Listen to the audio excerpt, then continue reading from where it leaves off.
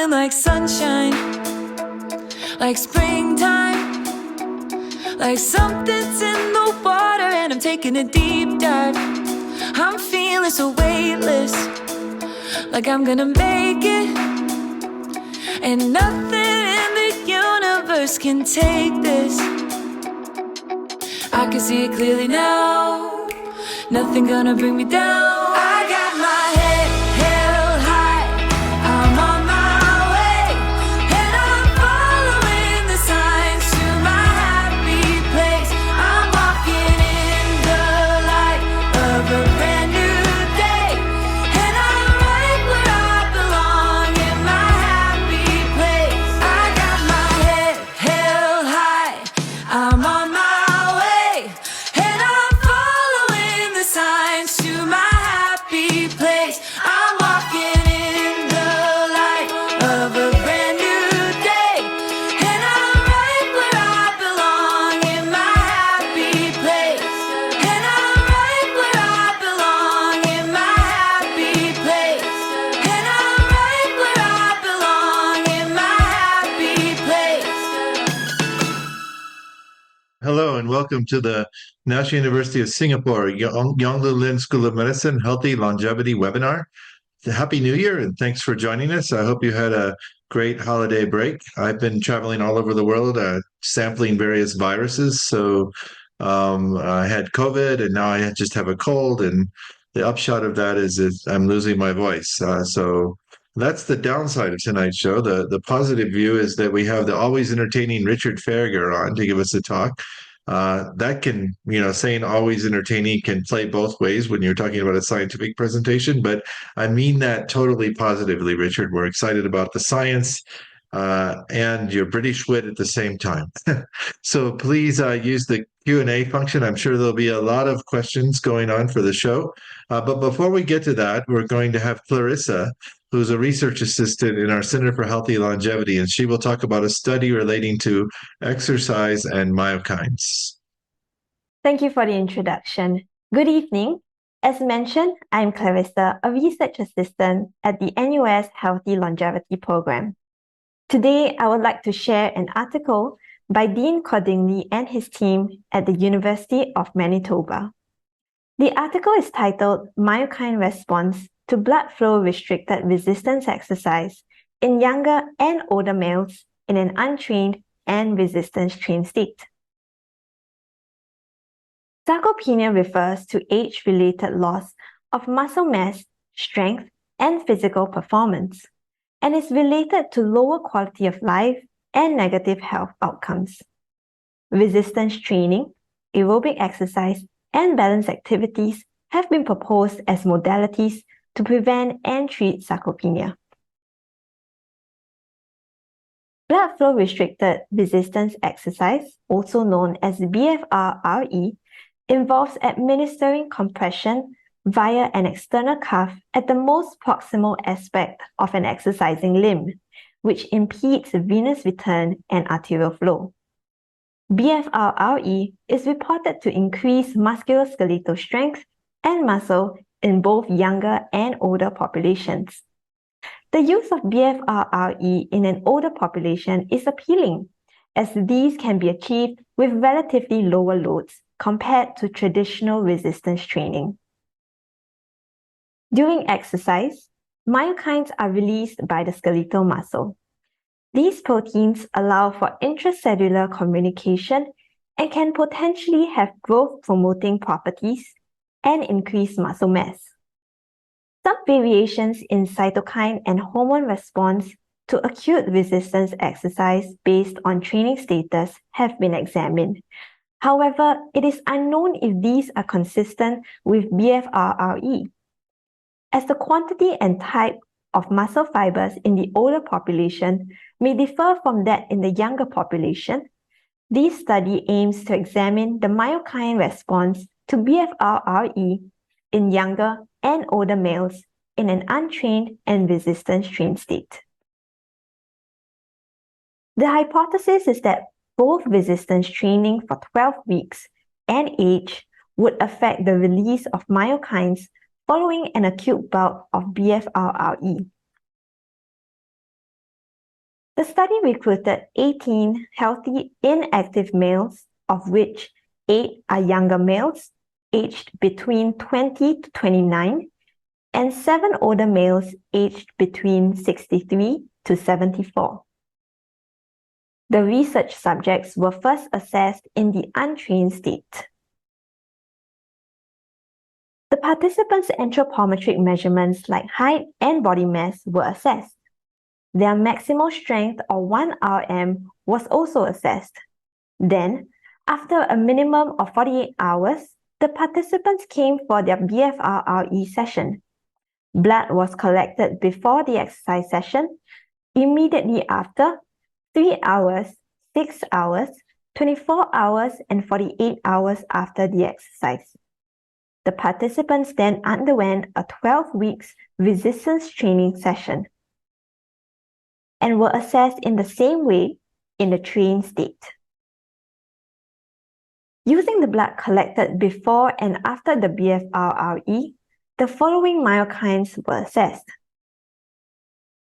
The study team found that younger participants had higher irisin concentrations than older participants in the untrained and trained condition. This was also observed for LIF. This indicates that training status and age can influence irisin and LIF levels in a BFR-RE model. Further, IL-4 and IL-7 concentrations were higher 24-hour post-BFR-RE in the untrained condition versus the trained condition. In conclusion, it was found that in a blood flow restricted resistance exercise model, training status and age can influence the acute exercise response of some myokines like LIF and irisin. These findings encourage further research on myokine responses to different exercise interventions in various human populations for health and performance. Thank you. Thank you, Clarissa. We need to continue doing these studies on how to optimize exercise in older populations. I think there's a lot of promise there, but it's a more complicated challenge than it sounds like. It's a great pleasure to have Richard Faragher on tonight. He's not only a good friend, but the professor of biological gerontology at the University of Brighton and is a past chair of the British Society for Research on Aging, the International Association of Biomedical Gerontology, and the American Aging Association. His primary research interest is the relationship between cellular senescence and organismal aging, and that's what he'll be talking about. His title is Senescent Cells Cause Aging, but How, and what can we do about it? Thanks for joining us, Richard. That's a great pleasure, Brian. It's absolutely great to be here. So this is what, in a nutshell, this is what I'm going to talk about tonight. But before I do, I'd like to thank you, Brian, Andrea, and everybody associated with the NUS Healthy Longevity Program for inviting me to do so. Very briefly, and for the non-specialists, I'm going to run through 4 questions. What aging is, what cell senescence is, the evidence that it is a causal mechanism in aging and ill health in later life, and perhaps the biggest question of all, what can we do about it? And what then is this thing we call aging? In its simplest, it's just an increasing probability of dying or getting sick the longer an organism has been around, and we call this the Gompertz relationship. And this immediately throws up several questions. Is it possible to be non-aging? Why does this process exist? How does it work?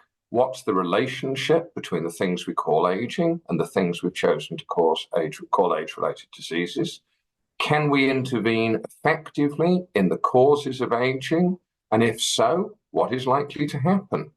And I'm not going to spend a huge amount of time on this beyond the fact that the Gompertz relationship is very old. It was first observed by Gompertz in the early 19th century. It wouldn't be a scientific presentation if it didn't have an incomprehensible formula. So I'm happy to provide one in the first few slides. And if anybody is interested, that would be how we would determine if a species which had not previously been studied with regard to aging showed it or not. You would take a population of that species, put it in protected conditions where extrinsic mortality is minimized, these organisms are not falling off cliffs and they're not being predated, and you would see if you would see an exponential increase in death or sickness with time. Because this is an exponential, we usually turn these things into a logarithmic scale. So this is real Gompertz data. And as the more observant among the audience will already have noticed, these are not data drawn from humans. These are, in fact, 2 colonies of brown Norway rats that once used to live at the University of Liverpool. And what I hope you can see is that the data in pink show a group of rats that have lived much longer, and also the slope of that line is more shallow than the group of data to your left. And that's because these rats have been subjected to a simple environmental modification, which we call dietary or calorie restriction. And so in a very real sense, the aging of that cohort of animals has been slowed by simple environmental means. And I think you could say that everything we try to do as gerontologists is to answer 2 questions. Why do these lines exist? And how do they work? And so why does this exist at all? Why don't all organisms simply live forever? And this causes us to go back to a fundamental statement, which is nothing in biology makes sense except in the light of evolution. And there are 2 general explanations for why aging evolved. One of them, first proposed by the British biologist Peter Medawar, goes like this. Medawar said, consider a genetic variant that will kill an organism, but will not kill it until after that organism has reproduced. It's very difficult for natural selection to get rid of that, because all that natural selection measures is successful reproduction. And he generalized that specific case to say, maybe what we think of as aging is nothing more than the cumulative action of all these fitness neutral variations that natural selection can't remove. And a few years later, the famous American evolutionary biologist took this idea, flipped it around, and put it on steroids. And he said, George Williams said, imagine a genetic variation that makes you a better replicator early on in the life course. That will not just coast. That will be very heavily selected for, even if it is associated with bad stuff happening later on. And in every species we've looked at so far, there's evidence for both of these theories, and the cumulative effect of them is to predict that non-aging organisms will usually get outcompeted by aging ones. And so that's why aging exists. What I'd like to do now is zoom into the human situation and look at another question, which is more conceptual. How do we normally think about aging and disease? Well, this would be a kind of schematic about how most people through most of history have tended to think about the relationship between the 2. They've tended to draw a mental distinction between aging, which happens to everyone, and a disease that happens to some people. Now, here's a hint. If this is the model you're carrying around in your head, it's almost certainly wrong.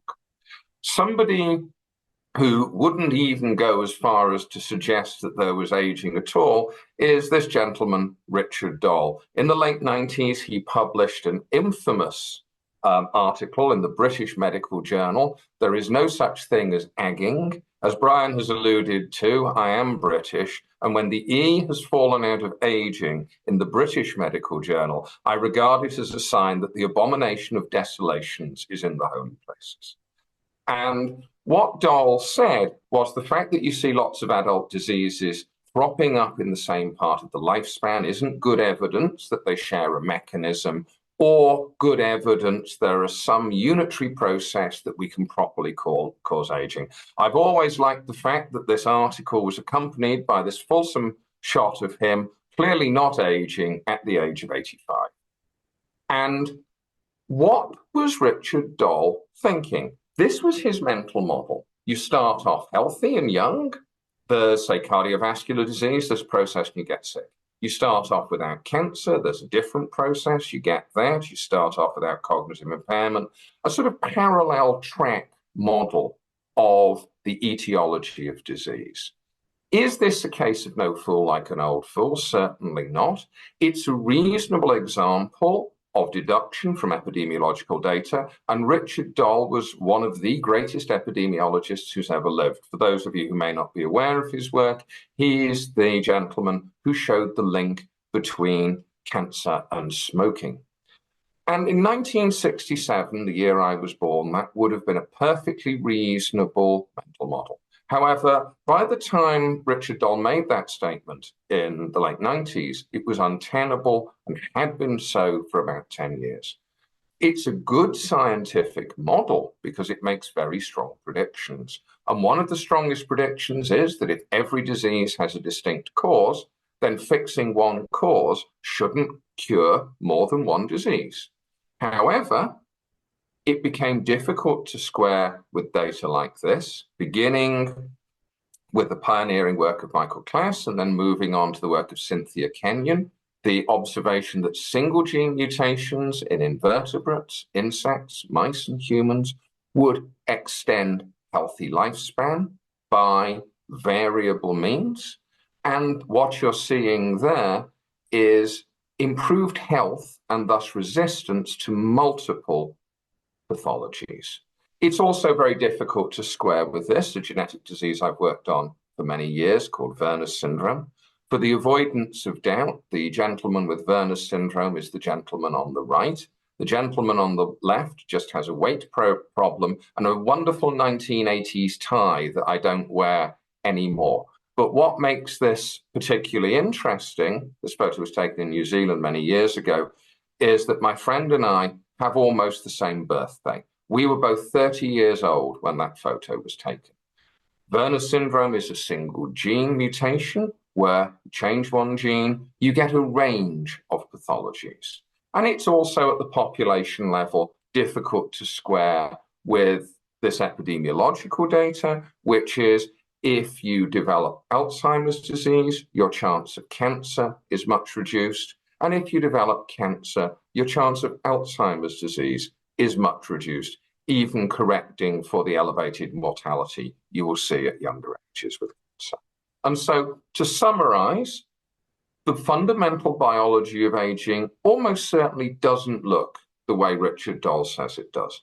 A much better model is this, where we have a few health maintenance mechanisms that, when they start to fail, cause the things we think of as the diseases of aging, the things we think of as natural changes, grey hair and wrinkles, and the things we find hard to classify, like the menopause, like immunosenescence.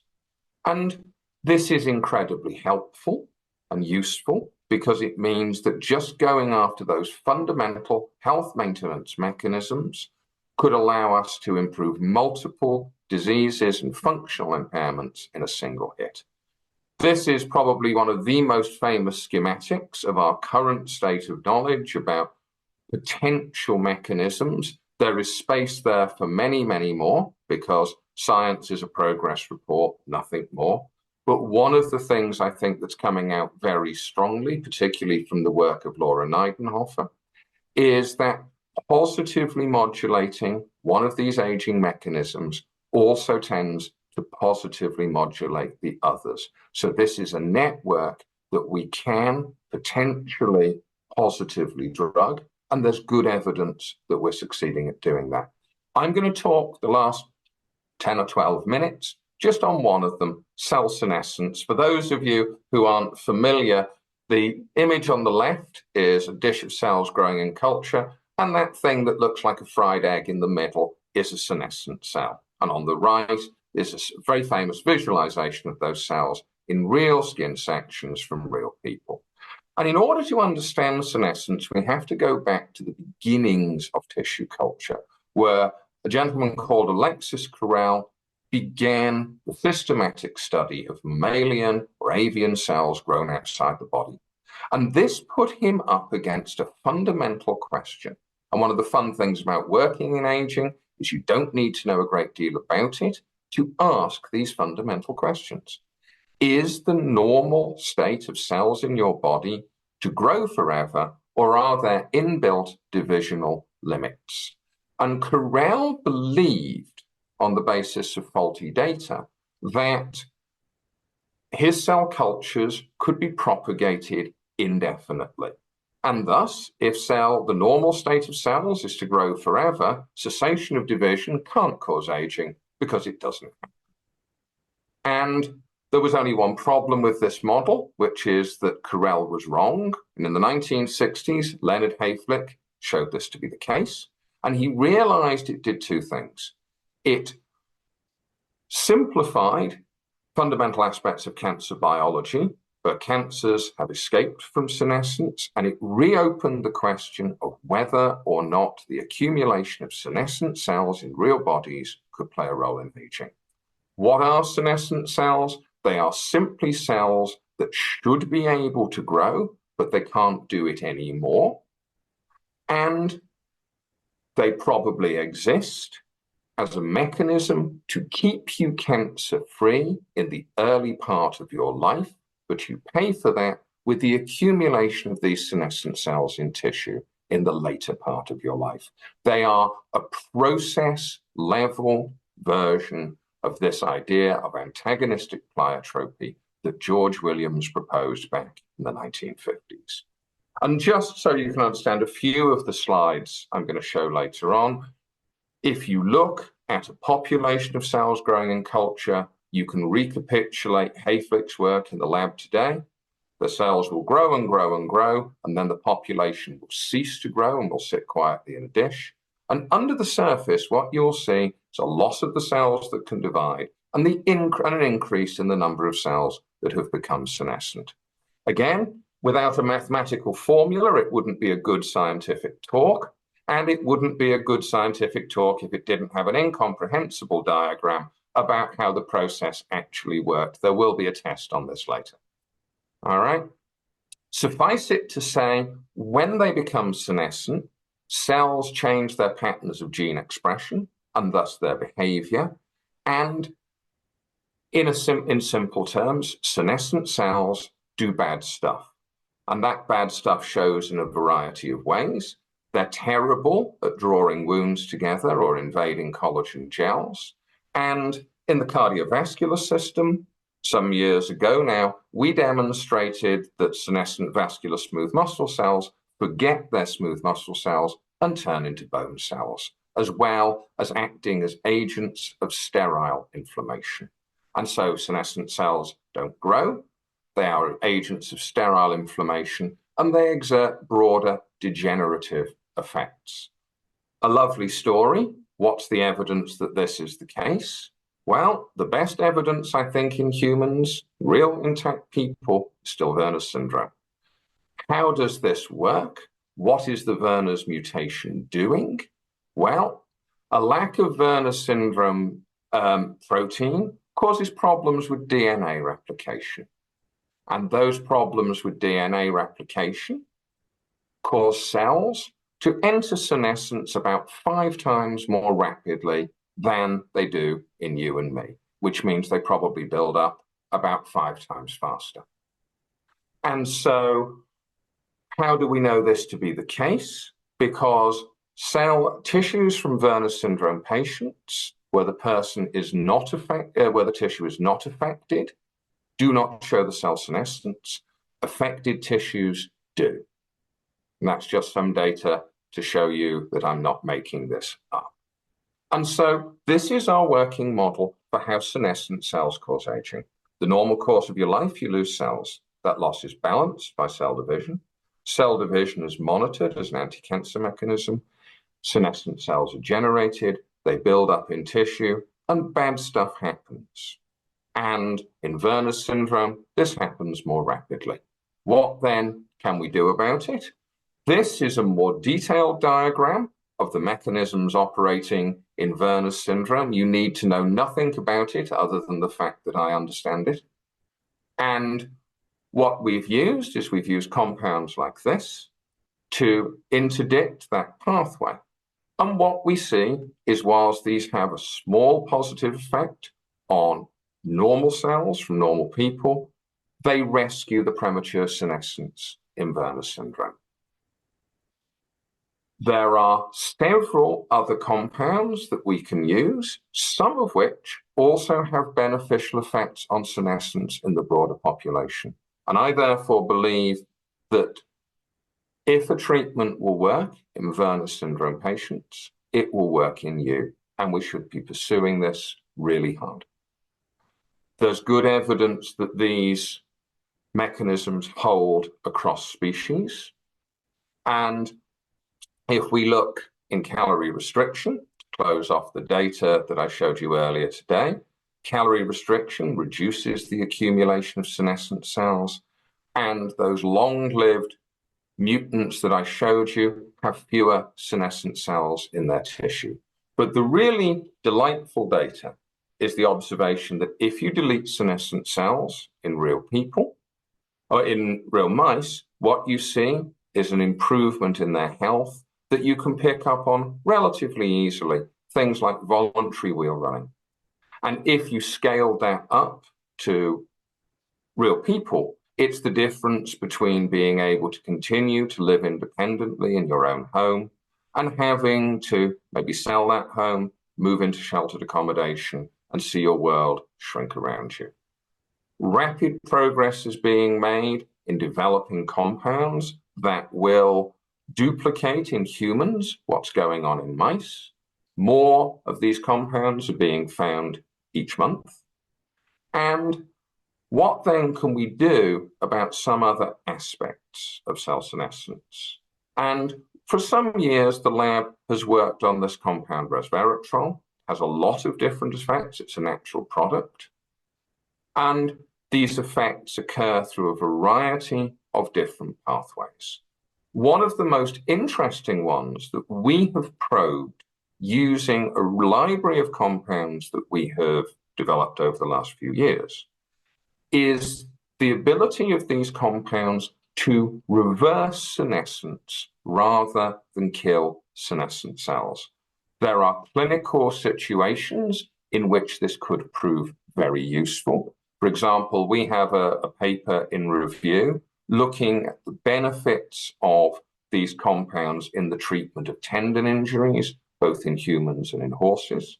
There is good evidence from our collaborator, Michael Wormston, who's now in China, that these compounds have beneficial effects in the treatment of posterior capsule opacification. And my own lab is very interested in looking at their use to develop effective bioartificial organs. And so what has happened for many years is people have wanted to develop bioartificial livers. If you have liver failure, they want to take you into the clinic and plug you into a machine. The core of that machine will be about 800 grams of hepatocytes. What those hepatocytes should do is they should make albumin, and they should turn the ammonia in your blood into urea. There's only one problem with the machines at the moment. They all fail, and they fail within 6 hours. Nobody really knew why until a couple of years ago, when we showed that the endogenous hepatotoxins, the ammonia and bile salts in the patient's blood, trigger senescence in the cells in the machine in a few hours.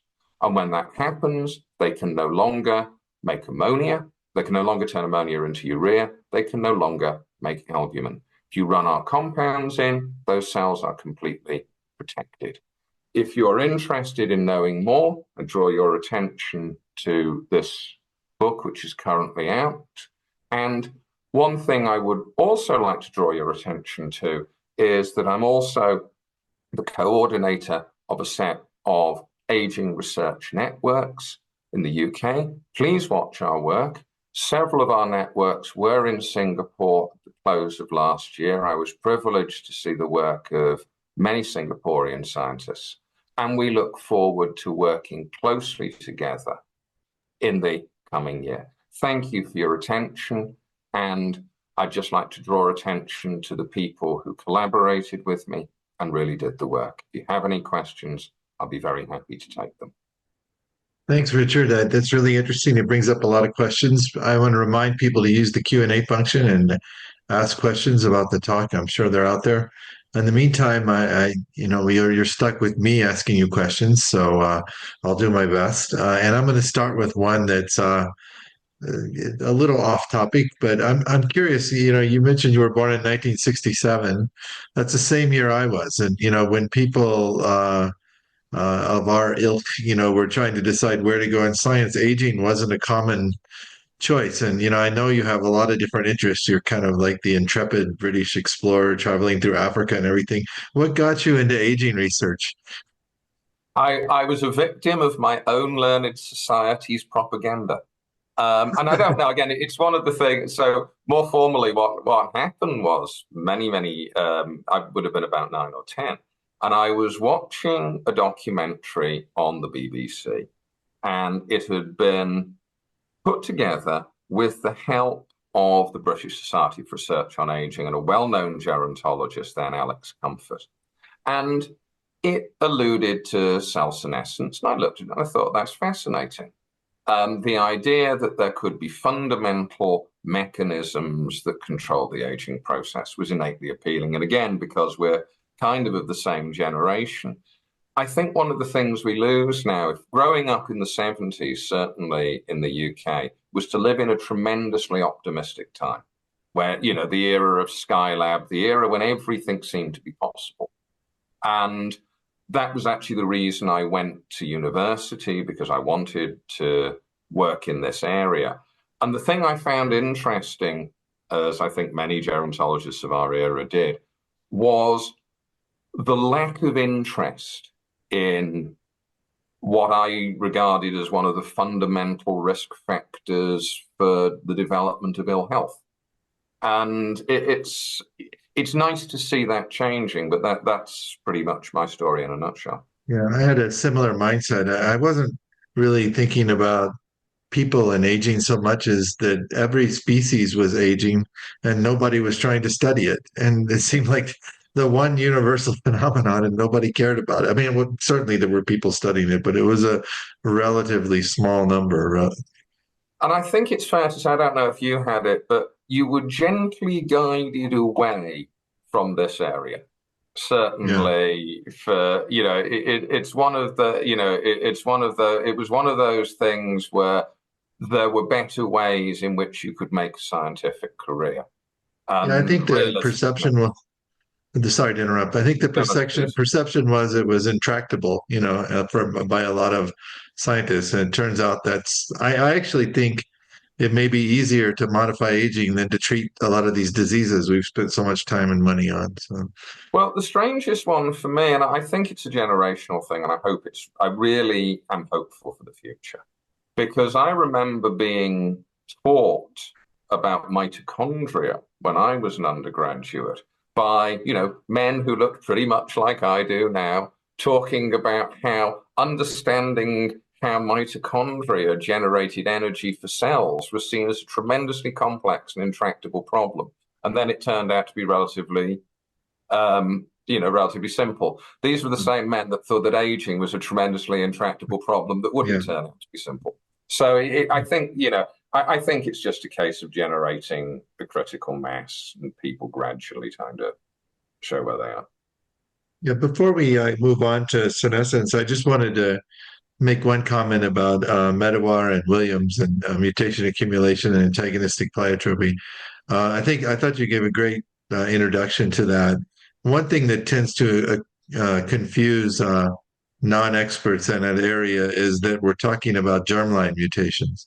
Yeah. Certainly mutations accumulate in the body and somatic cells with aging, but these theories are talking about the accumulation of mutations in your germline that have consequences both on fitness and aging. No, I do wish Peter Medawar had actually picked another term. I must be, if one could go back in time and influence events the smallest degree, please don't call it mutation accumulation. I actually have, again, it's an interesting thing you talked about, my going out to Africa.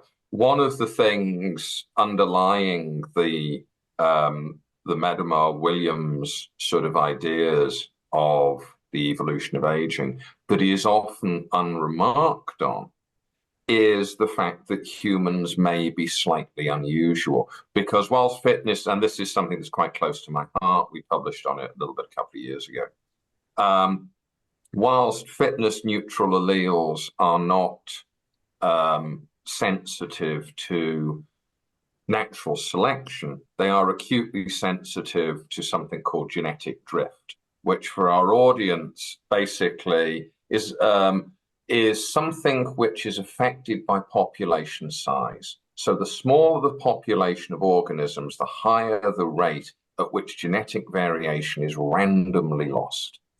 And humans are very unusual because, as far as we can tell, everybody alive on Earth today is descended from no more than about 1,000 individuals. The human race went through what we call a genetic bottleneck about 70,000 years ago. And it's probably taken about 68,000 years for humanity to recover from whatever that was.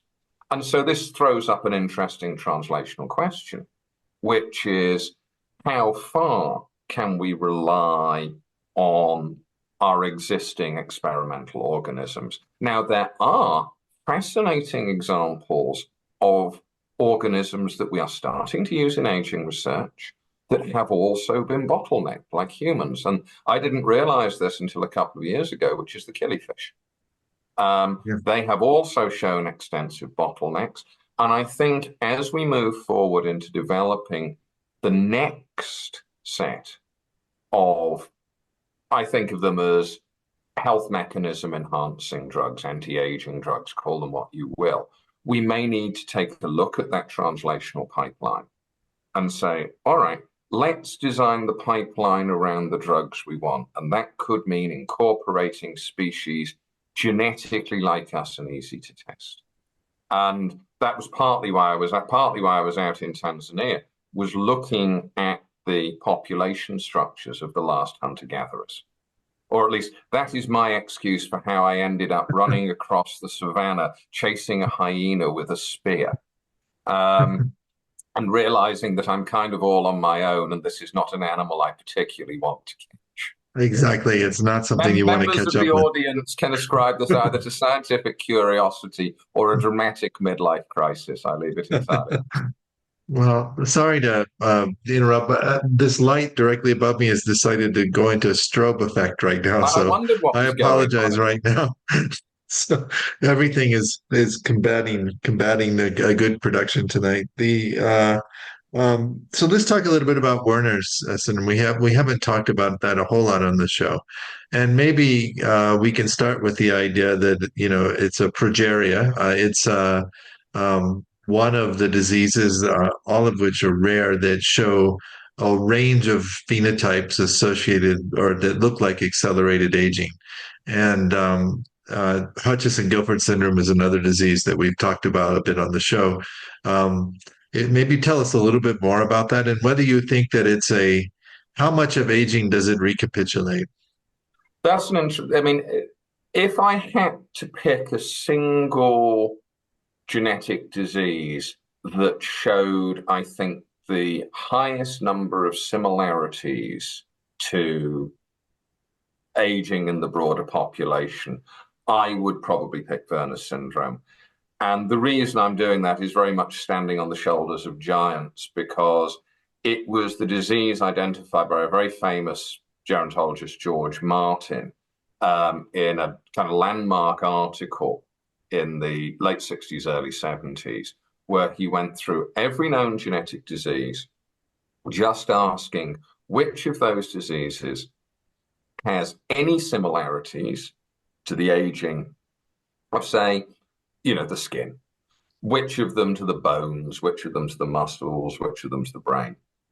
And the disease which had the highest similarity to ordinary cognitive impairment turned out to be familial Alzheimer's disease, and the one that had the largest similarities across multiple tissues was Werner's. And I was one of the first people to do a PhD on Werner syndrome since Werner in 1904, which was quite interesting. And in those days, you could get the whole clinical literature on the disease in 2 box files. That was so, you know, I used to be able to say that I knew the entire world literature, which sounded much more impressive than it really was. I don't think I could do that now. But what you see with Werner's is very interesting. The patients are a kind of mosaic of tissues that are affected very severely, the dermal layer of the skin, for example, cardiovascular system, and tissues like the T cell compartment of the immune system that are not affected at all. And so that's what gives the disease its interesting appearances. Patients die typically from cardiovascular disease or cancer in their late 40s, early 50s now. So it's significantly life-shortening if you think of an average life expectancy in the 80s, particularly in Japan. And so I think it's a good model for the accumulation of what the accumulation of senescent cells will do to a real human in normal situations. There are some very, very interesting subtle differences in Werner syndrome clinical presentation. And having been a sort of unashamed Werner's man for many years, I think it's time as we move into, I'm actually going out to Japan on Saturday to discuss clinical trials in the Werner syndrome area. And I think we need to focus on those subtle differences because they're telling us fundamental things about the pathophysiology. And the obvious ones, for example, is you see elevated tissue calcification in Werner's, which you don't see in the more general population. I think that's telling us something about how the disease is working. I also think that it would be an excellent place to legitimately test things like senolytics, because I think it's the senescent cells that are causing the pathologies there. And I think that might alleviate a range of clinical problems in the patients. So you know, it's interesting to, I'm running away from humans here for a sec, but it's interesting you mentioned replication stress because, you know, there's been a lot of work on aging and yeast, some of which I did, and mechanisms proposed. But one of the ones that has the most evidence, I think, is that old cells undergo replication stress. There's inappropriate activation of replication origins in our DNA, and that competes away replication factors from the rest of the genome. And so these yeast cells are single-celled organisms. We don't think of them as senescent in the sense you're talking, but there may be common mechanisms that are limiting the proliferation of eukaryotic cells. I think that's true. There's a the Werner syndrome mechanism at the gene level is very interesting. So Werner's is caused by complete loss of function of a DNA helicase with the catchy name Vern. And this is a DNA unwinding enzyme, but it also has a nuclease on the front end, on the N-terminus. And so if you're a normal cell, what's going on is this. You'll be busy replicating your DNA, and you'll hit a bit of DNA damage. And so you'll call for a Werner syndrome helicase. And that helicase will be slotted into the replication factory. The nuclease will process the bit of damaged DNA. It will fall away, and the fork will proceed on its way, replicating DNA. If you are a Werner syndrome cell, you hit a little bit of DNA damage. And so you call for a Vern helicase, but you don't have one. So the fork stays paused, and it just keeps calling. And replication forks are very stable. They're a bit like bicycles. They're fine and stable so long as you keep moving. If you stay paused for too long, the whole fork disintegrates. DNA repair enzymes move in to sort out the mess. and the whole structure is resolved typically by deletion. And the best evidence for this is wonderful work by a colleague, Lynn Cox at Oxford, because Lynn looked at the enzymology of what was going on. Lynn's background is DNA replication. And she reasoned, if that model is correct, what you'll end up with is a very famous structure in DNA called a holiday junction. And if, in fact, these messed up DNA replication foci are generating holiday junctions, an enzyme from bacteria that fixes them, called holiday junction resolvase, should be able to correct at the cellular level for the problems in Werner syndrome. Holiday junction resolvase looks nothing at all like the Werner syndrome protein, but it's active on the same substrate. And when Lynn introduced holiday junction resolvase into Werner syndrome cells, she was able to rescue that deficit. It's very, very clever work. And so that's what's going on at the individual cell. You can readily imagine, because this whole structure is resolved by big deletions, if you lose big chunks of DNA in critical regions of the genome, let's say the telomere, or you just get enough of a load of deletions within the genome, the cell screams stop and goes into senescence. And it's an interesting area, but we end up with senescent cells the same. We can talk all day, but I want to bring Charmaine in to bring you questions from the audience. And also, before we start, Charmaine is actually defending her PhD thesis next week, right? Good luck in advance. Thank you. I'm not too worried about it, though. Thanks again for introducing us to senescence, the concept of senescence. So actually one curious question was senescence is generally associated with poorer outcomes, and senolytics are quite popular these days, right?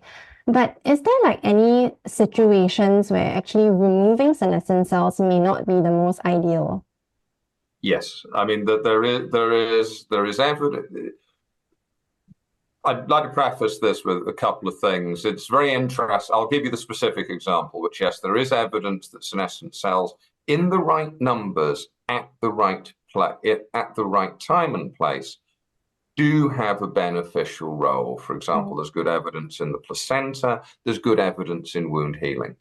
And nothing is ever an all or nothing here. It's the accumulation of senescent cells that you can't get rid of that's the problem. All right. And I think actually what this showcases is the question about how we will end up using not just senolytics, but rapalogs and all of the generation of this next generation of health improving medicines. And they will be used like medicines.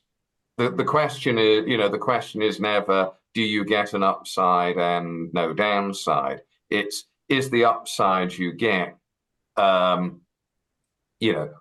any potential downsides? And an example I think that many of the audience will be familiar with, and I certainly am, are, for example, ACE inhibitors for hypertension. I have what in the 1960s was referred to as benign hypertension, because almost all men of my age had it.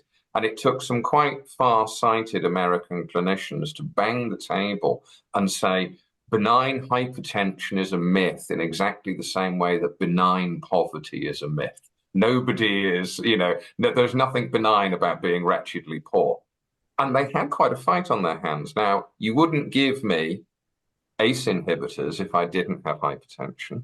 And there are a couple of effects around dosage that you might not necessarily want. However, my life with ACE inhibitors is infinitely better than my life without ACE inhibitors. And that, I think, is how we need to start to think about this whole frontier of stuff as we move forward. Okay. Definitely. That's interesting. It's are there any tissues specifically you would think that would not be beneficial if you were given senolytics? Yeah, I mean, that's part of the reason that we are so interested in the resveratrologues. Okay. Because I was having a discussion with non-scientific colleagues at the university yesterday. One of them asked them what they did, and I said, well, rather, I think of my compounds, which are actually, like all men, I take credit for my wife's work, because they were actually developed largely by my work, and I believe that plagiarism begins at home. And what happened was I was trying to explain how these compounds worked, and I said, think of them as performance management for cells. Okay, you can't fire the employee because they're too valuable. All you can do is put a note on their file that says more training is needed. And that's effectively what we're doing. Where are there situations where senolytics are firing the cell? We're kind of performance managing it. I can think of 2 clinical situations immediately where senolytic might not be beneficial. One is in the corneal endothelium. Everybody, I've done a little bit of work in this area. Everybody has a layer of cells across the back of their cornea called the endothelium. It's tight junctioned, it pumps and its job is to keep your cornea free of water. All right. Now, you do see an increase in senescent cells in the endothelium with age, but there's no growth factors in the aqueous humor in your eye. So what happens is any loss of cells is dealt with by enlargement or hypertrophy, as we call it. So you might, if you were not a terribly reflective person, think, I know, I'll improve corneal function by giving senolytics because I can just give them as eye drops. And what you'll then do is you'll kill all the senescent corneal endothelial cells and you'll convert a tight junctioned layer of cells to a layer of cells that has holes in it. And that's going to cause clinical problems. Right. The other example would be, I think, intravertebral disc. Again, there we see a buildup of senescent cells with age. You might sit there and think, okay, I'll apply a senolytic, and you may just end up converting a disc full of senescent cells into a disc that has no cells in it at all. I'm not saying that that is what would happen, but I am alert to the possibility. And so I see these compounds as having adding another string to the clinician's bow. Where they do matter, really, and there is no substitute, is in the bioartificial organs. That it's very clear to me that that's been a situation that is causing failure. Senolytics won't help because what you need is 800 grams of functional liver cells, and you need then and there. And we're very hopeful about that, actually. We're working on that at the minute. Thanks. That's very exciting. Hope to hear more about that. And I guess on the topic of compounds, there's some questions that are quite interested. In addition to the compounds you've been working on, do you have any other supplements that you think are powerful senolytics that you're excited about? Well, there's a number. I mean, the thing I find most interesting about the work that we've done the last few years is an attempt to unpick which aspects of what we're increasingly thinking of as network engaging drugs matter. So I know this is an interesting. It's probably a little bit superficial, but we have about 8 minutes left.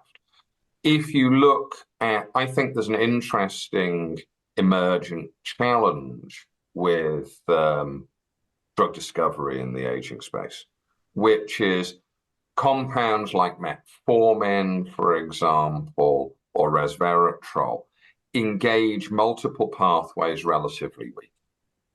This isn't how we classically think of the good drug now, which is it engages one pathway really strongly and specifically. Yeah. And if you were going after, I don't know, a Mendelian genetic disease, that wouldn't be a bad idea. And there are good examples of things that do that, like the cystic fibrosis drugs. However, I think we may be missing a trick because the kind of compound that engages multiple pathways weakly is exactly the kind of compound that's now likely to be thrown away in drug screens. because it would be described as a pan-assay inhibiting compound, or a PAIN.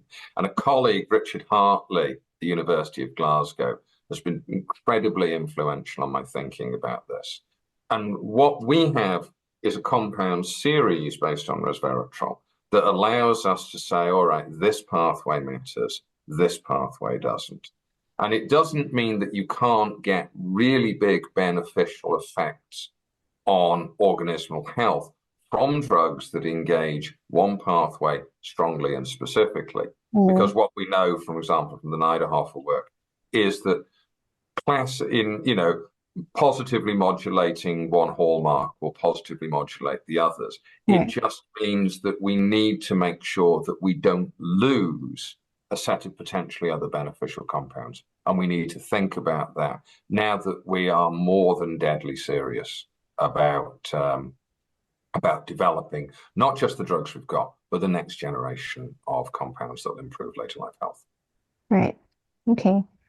Yeah, I mean, I guess in that aspect, how about drug synergy? Would that actually be something that would be able to target multiple targets? Because you mentioned that there is a challenge when looking for anti-aging drugs, right? It's an interesting thing because we're starting to have live debates about this. There's actually a workshop planned within our network, so do watch this space around this area. There's going to be an interesting conceptual series of things. On the one hand, we need to think about the screening systems that we now use. So, for example, the classic way of looking for a drug is I look for a compound that has a beneficial effect. This causes some problems because I don't know the mechanism of action. Right. And if I don't know the mechanism of action, it can be difficult to do things like ADME and dose, that sort of thing. But I've still got a real effect.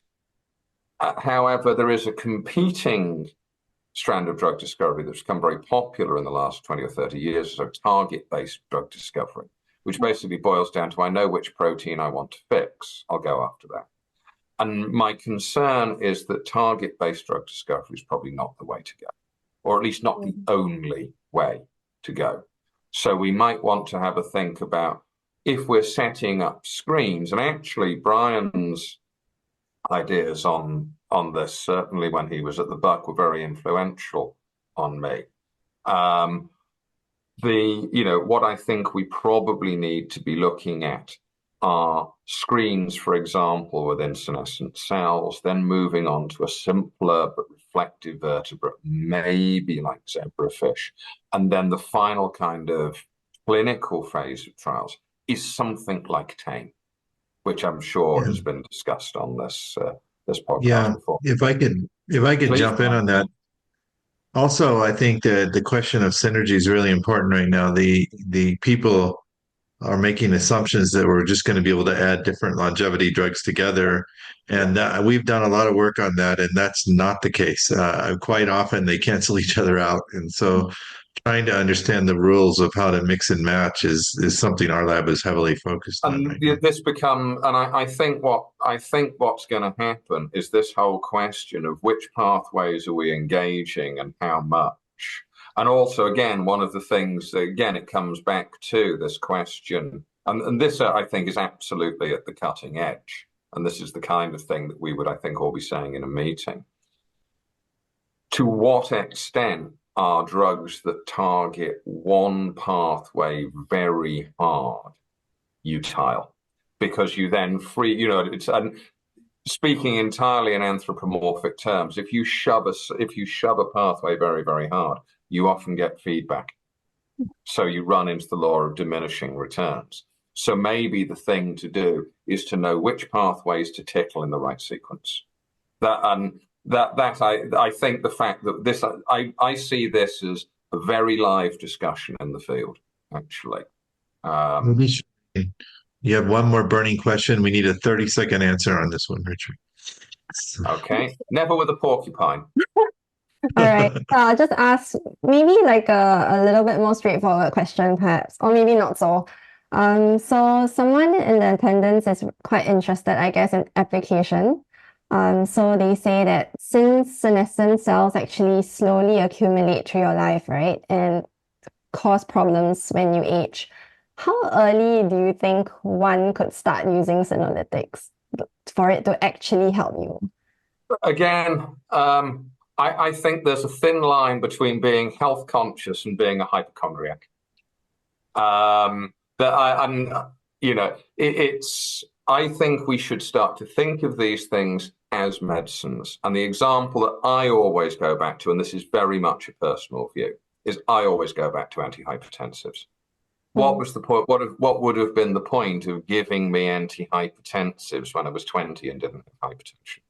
At that point, if you'd seen 20-year-old me popping ACE inhibitors, I think people would have been shaking their heads slightly. Whereas if I'd been 20 with hypertension, that would have made perfect sense. So my belief is, we should use these medicines as medicines, which is when you've got a problem, you start using them. Thanks, Charmaine, and thanks, Richard. We'll have you back on to discuss more sometime in the near future, hopefully. I want to remind people to use the chat function and the panelists and all attendees option to leave comments and feedback on the show. Also, our Unlock Healthy Longevity Supplements Conference is February 29th and March 1st.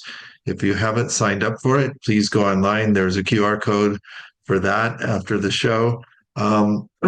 The NUS Medicine has recently launched an Academy for Healthy Longevity, inviting mid-career and mid-management professionals to sign up for a 3-day intensive course on longevity and longevity medicine. That'll also be later in February, and you get a 2-for-1 package. If you sign up for that, you can come to the conference as well. I would like to tell you who's speaking next week, but we had a last-minute cancellation, so we're all going to find out next Thursday.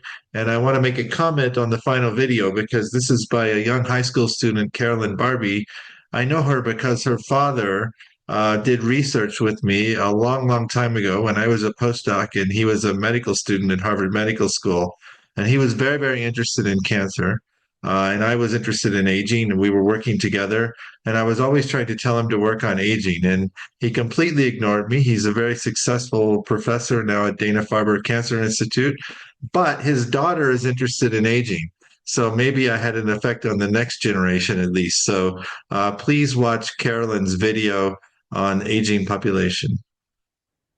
Hi, I'm Carolyn Barbie, a senior at Phillips Academy in Andover, Massachusetts, and this is my portrait photography program, Golden Moments.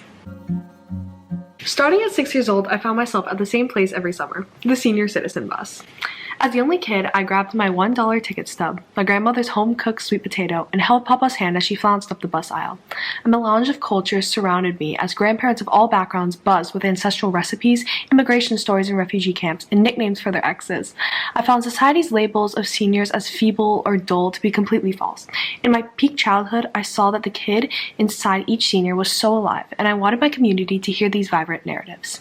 Last year, I worked with the Andover Senior Center to create flyers and call seniors in the Merrimack Valley region, offering free portrait photography sessions. I was enthralled when I heard that seniors at the center's fashion show would love to participate, and more importantly, as an aspiring medical oncologist, that families of seniors in their supportive day program would love to have portraits taken of their loved ones coping with Alzheimer's or physical ailments.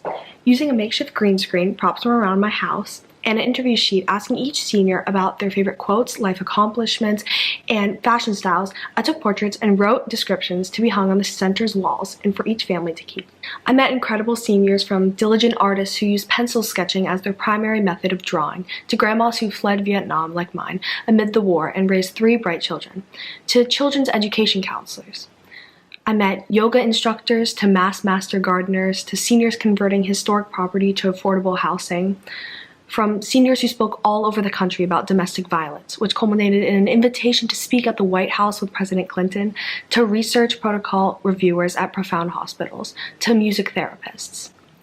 I even met a chef who was a teacher, translator, and mentor with a goal to encourage and support the dreams of the younger generation. She is proud of her efforts towards reviving the music of her great uncle, a composer in Italy and in the US, and has done concerts to honor him. One thing I noticed was that they all shared this vigor, this undeniable sparkle of brightness, and the passion to learn to tap dance, to play the drums, to win 100-mile cycling challenges, waltz in a ballroom, and power future generations. Their favorite quotes speak to their ability to seize the moment and lead with curiosity and everlasting kindness. From, let's not judge a person's actions in their weakest moment, but judge them on their strength, if and when they are given a second chance, to the goal of life, to die young as late as possible. Enjoy every moment, to never, never, never, never give up. And lastly, stay active, stay positive, and appreciate what you have. To everyone dies, but not everyone lives. Live your life your way.